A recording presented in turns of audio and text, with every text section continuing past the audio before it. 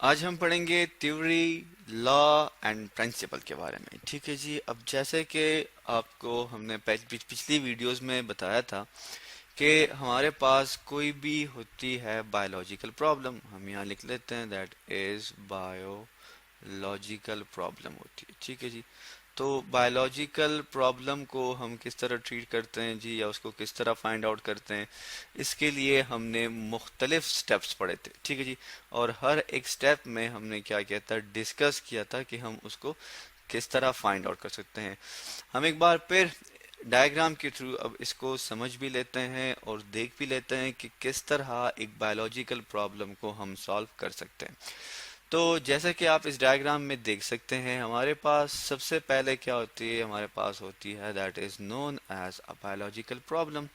Biological problem को हम क्या करते हैं, हम देखते हैं, फाइंड आउट करते हैं किस चीज़ के थ्रू, ऑब्जर्वेशंस के थ्रू। ऑब्जर्वेशन में हम अपने फाइव सेंसेस यूज करते हैं।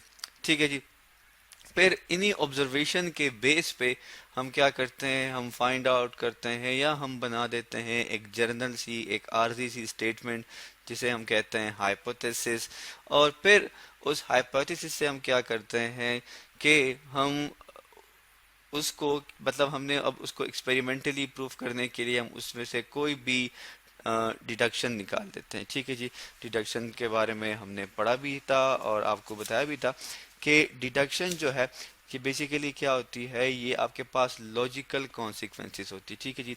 कि क्या वाकई ही ये चीज़ ऐसी है, मतलब ये है कि हम हाइपोथेसिस को तरतीब देते हैं। फिर डिडक्शन के ऊपर हम क्या करते हैं, एक्सपेरिमेंट लगाते हैं। हमारे पास एक एक्सपेरिमेंटल ग्रुप होता है। ठीक है। जिससे हम देखते हैं कि क्या वाकई ये हमारी जो हाइपोथेसिस है वो ठीक है। एक हमारे पास कंट्रोल ग्रुप होता है जो कि नॉर्मल होता है, जिससे जो नॉर्मल चीज़ जा रही होती है। ठीक है। जैसे एक हेल्दी पर्सन है तो क्या होगा, वो कंट्रोल होगा। एक बंदे को क्या है, मलेरिया है, वो एक्सपेरिमेंटल ग्रुप में आ जाएगा। फिर हम क्या करते हैं, फिर हम एक्सपेरिमेंट्स करते हैं। ठीक है जी। एक्सपेरिमेंट से फिर हम क्या करते हैं, एक्सपेरिमेंट के हमारे पास रिजल्ट्स आते हैं। और फिर वो जो हमारे पास डेटा होता है उसको हम ऑर्गेनाइज करते हैं, एनालिसिस करते हैं, फिर क्या करते हैं, समराइजेशन करते हैं अपने रिजल्ट्स की। अगर रिजल्ट हमारे हाइपोथेसिस को क्या करते हैं, प्रूव करते हैं, तो हम आगे बढ़ेंगे। अगर नहीं करते तो हम वापस चले जाते हैं किसकी तरफ, हाइपोथेसिस की तरफ, और हम दोबारा से हाइपोथेसिस देते हैं। अब ये तो वो कंडीशन है कि हाइपोथेसिस रिजेक्ट हो गई। अगर हाइपोथेसिस क्या है, एक्सेप्ट हो गई, प्रूव हो गई, तो उसके बाद क्या होगा जी, उसके बाद हम क्या करते हैं, उसके बाद हम मूव करते हैं towards the theory and loss. ठीक है जी। तो सबसे पहले अब हम डिस्कस करते हैं थ्योरी के बारे में कि थ्योरी बेसिकली किस तरह कंपोज की जाती है, किस तरह ये हमारे पास फॉर्म में आ जाती है, किस तरह बन जाती है। हाइपोथेसिस को क्या किया जाता है, दोबारा दोबारा चेक किया जाता है, बार बार हम उसको चेक करते हैं। लिख देते हैं दैट इज हाइपोथेसिस। ठीक है जी।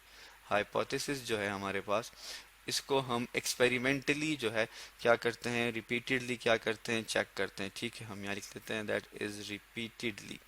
ठीक है जी। जब हम इसको रिपीटेडली चेक करते हैं, क्यों चेक करते हैं, हो सकता है कि कहीं ना कहीं से इस हाइपोथेसिस में कोई गलती हो, या इसका कोई एक पॉइंट जो है वो प्रूव ना हो, साबित ना हो। तो हम क्या करते हैं, उसको बार बार मुख्तलिफ एस्पेक्ट से चेक करते हैं। जैसे आपने देखा होगा कि टीवी पे जब मुख्तलिफ प्रोग्राम चलते हैं, जब वो डिस्कशन करते हैं किस चीज़ के बारे में, तो वो उसको मुख्तलिफ जावियों से देखते हैं कि क्या ये बात इस जाविये से ठीक है या नहीं है ठीक। इस तरह बायोलॉजिस्ट भी क्या करते हैं, वो एक हाइपोथेसिस को चेक करने के लिए मुख्तलिफ जावियों से उसको चेक करते हैं, किसके थ्रू, एक्सपेरिमेंट्स के थ्रू। अब जब इस हाइपोथेसिस को बार बार एक्सपेरिमेंट के थ्रू चेक किया जाता है, तब हम क्या करते हैं, तब को जब ये हम इस यहाँ लिख लेते हैं कि ये सेटिस्फाई हो जाती है, ये हाइपोथेसिस, या नॉट फाल्सिफाइड हो जाए। ठीक है। नॉट फाल्सिफाइड का क्या मतलब है, स्पेलिंग को थोड़ी ठीक कर लेते हैं। नॉन फाल्सिफाइड का मतलब ये है कि वो चीज़ गलत साबित ना हो। ठीक है जी।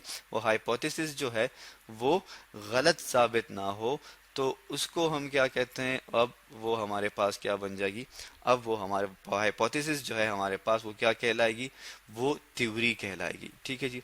वो क्या कहलाती है, वो हमारे पास थ्योरी कहलाती है। ठीक है जी।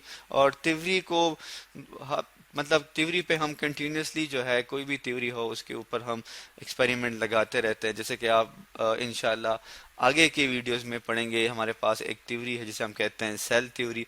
अब सेल थ्योरी पे कई सारे एक्सपेरिमेंट हुए और स्टिल हो रहे हैं, ठीक है जी। इसमें हम क्या कहते हैं कि सेल जो है वो प्री एग्जिस्टिंग सेल से बनता है, मतलब सेल पहले से मौजूद होता है, वो डिवाइड होकर हमारे पास सेल बनाते हैं। इस तरह के इसमें मुख्तलिफ किस्म के पास्टुलेट होते हैं, पॉइंट्स होते हैं, और उन हर एक पॉइंट को हर एक जाविये से चेक किया जाता है, ठीक है जी।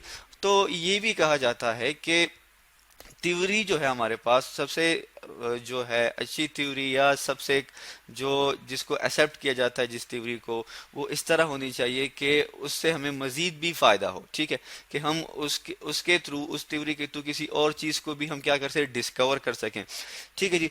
तो जब ये थ्योरी हर लिहाज से, हर एक एंगल से, हर एक जाविये से क्या हो जाए, सेटिस्फाई हो जाए, इसमें कोई भी जो है कोई भी सबूत ना मिले कि ये गलत है, तो तब हम क्या कहते हैं कि अब ये थ्योरी हमारे पास क्या बन जाएगी, लॉ एंड प्रिंसिपल बन जाएगी, ठीक है जी। हम यहाँ लिख लेते हैं कि जो हमारे पास थ्योरी है, ठीक है जी, जो थ्योरी है वो क्या हो जाए, वो उसमें कोई भी, मतलब कोई भी डाउटफुल अप्रोच ना हो, ठीक है जी, कोई भी उसमें कोई शक की बात ना हो, जैसे हम क्या कहते हैं, डाउट, ठीक है। मैं लिख लेता हूँ यहाँ पे डाउटफुल अप्रोच, ठीक है, APPROACH,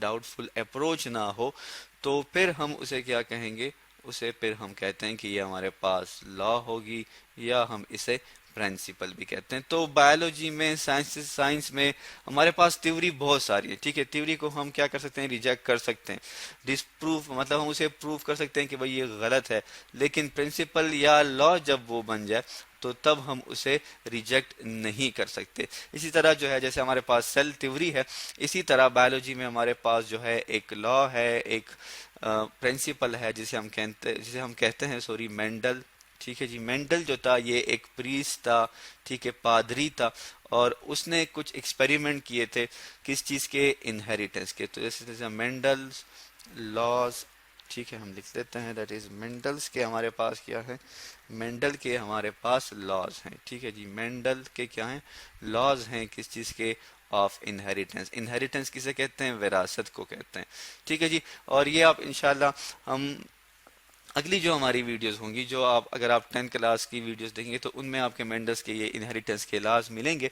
तो इनहेरिटेंस के बारे में उसने एक प्रिंसिपल बताया था कि किस तरह जीन्स या किस तरह जो अलील हैं, अलील या जीन्स हमारे पास क्या हैं, ये हेरिडिटी मटेरियल होते हैं, किसी खासियत को, किसी ट्रेड को, जैसे आंखों का रंग है, ठीक है जी, बालों का कलर है, ये हमारे पास क्या है, ये हमारे पास ट्रेड्स हैं, किस तरह ये अपने पेरेंट्स से, अपने वालिदैन से मुंतकिल हो जाती हैं टूवर्ड्स द ऑफस्प्रिंग, उनके बच्चों की तरफ। तो इसी तरह जब हमारे पास जब ये रिजल्ट हो जाए, उन पे डिस्कशन होते हैं, उन पे सेमिनार्स होते हैं, मुख्तलिफ लोग बैठते हैं, उसको डिस्कस करते हैं कि भाई ये बात सही है या गलत है, तो उसके बाद हमारे पास ये चीज़ बन जाती है थ्योरीज। और थ्योरी में जब किसी भी किस्म का शक ना हो, किसी भी किस्म का सवाल ना उठे, तो फिर हम उसे क्या कहते हैं, उसे हम कहते हैं laws and principle. Laws and principle हमारे पास साइंस में बहुत ही कम होते हैं, लेकिन थ्योरीज हमारे पास बहुत ही ज़्यादा हैं। सो आज हमने पढ़ा थ्योरी, लॉ एंड प्रिंसिपल के बारे में।